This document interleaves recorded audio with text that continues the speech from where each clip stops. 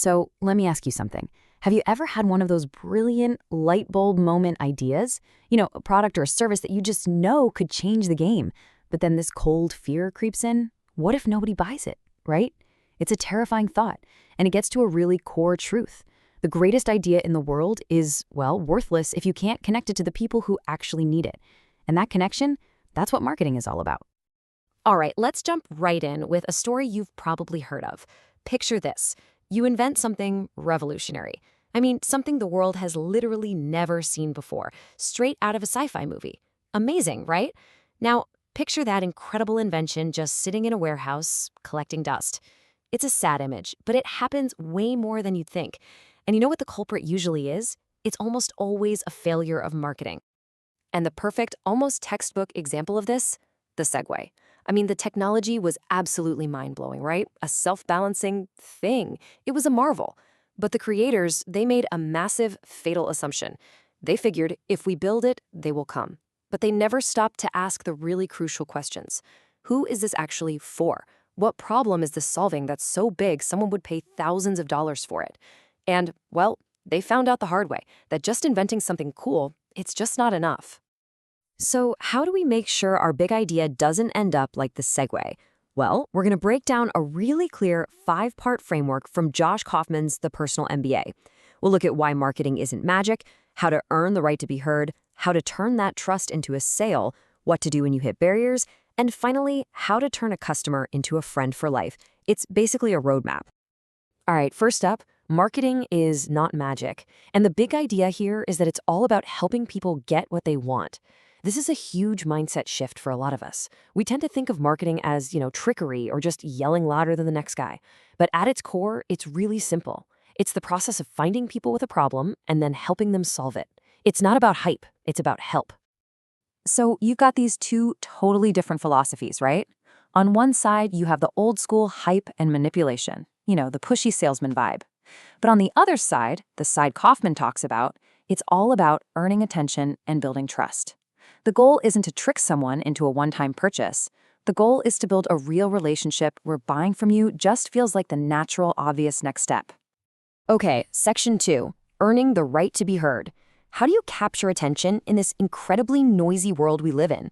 I mean, think about it. We are bombarded, just absolutely flooded with information 24/7.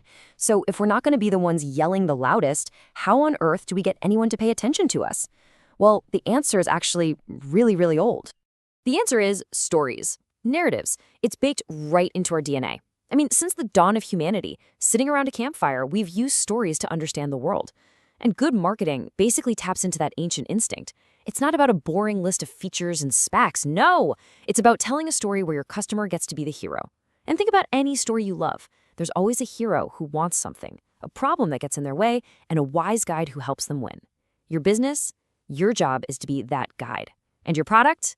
That's the magic sword or the secret map that helps the hero succeed.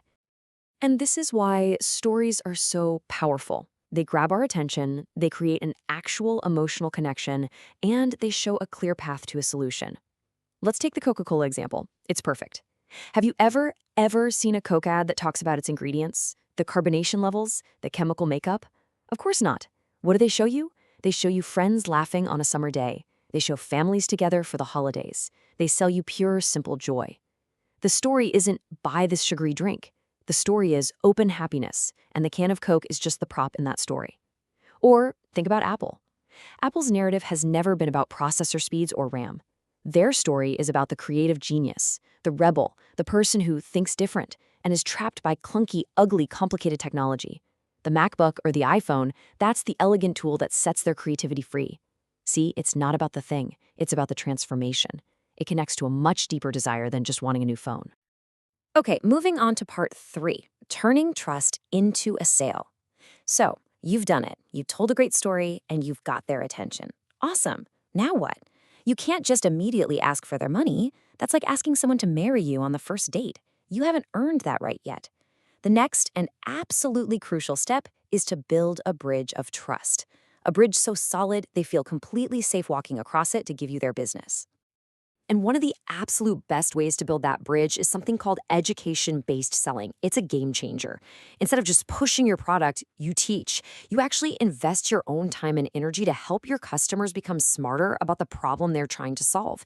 You stop being a salesperson and you become a trusted advisor, a go-to resource. And here's the crazy part. You're just genuinely helping them make the best decision for them, even if that means they don't buy from you today. I mean, look how simple this process is. 1. You invest your time. 2. You inform the customer. 3. You create a relationship built on trust. That's it. It's that relationship that does the heavy lifting, not some slick sales script. Because a customer who feels informed and empowered isn't just more likely to buy, they're going to be a way better, more loyal customer down the road. Now, here's another super interesting psychological tool for building trust and making the sale easier. It's called framing. Kaufman uses this great example of buying a suit. Imagine you've just decided to spend, say, 400 euros on a really nice suit. You've made the big decision.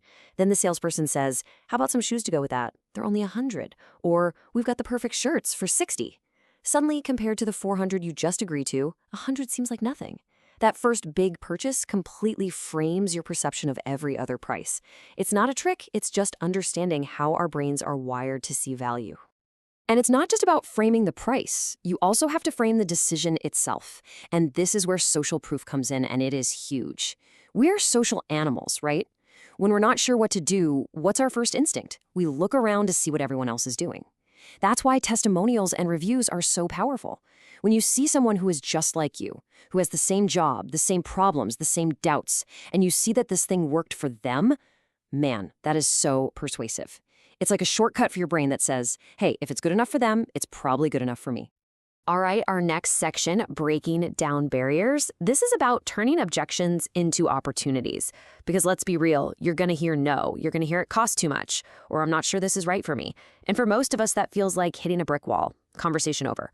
But with this mindset, an objection isn't a rejection. It's actually a request for more information. It's a huge opportunity. And this is basically your cheat sheet for doing just that. Each objection is a clue telling you exactly what you need to do next. If someone says, it's too expensive, that's not about the price. It's a sign you haven't done a good enough job explaining the value. That's your cue to talk more about the value. If they say, I'm not sure it'll work for me, bam, you hit them with social proof, testimonials from people just like them. And if they say, I just don't understand it, well, that's a wide open invitation to do more of that education-based selling we talked about. See? Every no just points you in the right direction. And that brings us to our final part, the customer, a returning friend. This is about the incredible value of long-term relationships. Honestly, one of the biggest mistakes so many businesses make is thinking that the finish line is the sale. But it's not. The sale isn't the end of the road. It's the very beginning of the relationship. The real sustainable value comes from turning that one-time buyer into a friend, a loyal fan for life. And this leads to a strategy that is so simple, it's almost genius: reactivation. It's the process of encouraging your past customers, the people who already know you, like you, and trust you, to come back and buy again. Instead of constantly pouring all your energy and money into finding brand new strangers, you just talk to your friends again. You just have to give them a good reason to return. And why is this so incredibly powerful? Because of this. The cost of getting a new customer is high. You've got ad budgets, content creation, all that time it takes to build trust from zero. But the cost of reactivating an old customer? It's practically nothing. An email, a phone call, the trust is already built. It is without a doubt one of the cheapest and fastest ways to grow your business. So, what's the secret to keeping them loyal? It boils down to two key things: uniformity and consistency. Uniformity just means your product is the same every single time. A can of Coke tastes exactly the same whether you buy it in New York or New Delhi. That's uniformity. Consistency means that the value you provide stays reliable over time. Think about the disaster that was New Coke back in the 80s. They broke that consistency and people freaked out. We humans crave reliability. It takes the risk out of a decision. And that reliability is what builds rock-solid, unbreakable loyalty. So when you step back and look at all these pieces, you realize something really powerful. Marketing isn't some dark art or a mystery you have to be born knowing. It's a system. It's a clear, repeatable process for earning attention, building trust, and creating customers who stick around. It's something anyone can learn and apply. And everything we've talked about, it all starts with that very first step: earning the right to be heard. So I'll leave you with this question to think about for your own idea, your own project. Forget about the features for a minute. Forget about the price. Just ask yourself, what's the first story you're going to tell? What's the story where your customer is the hero? Because that's where everything begins.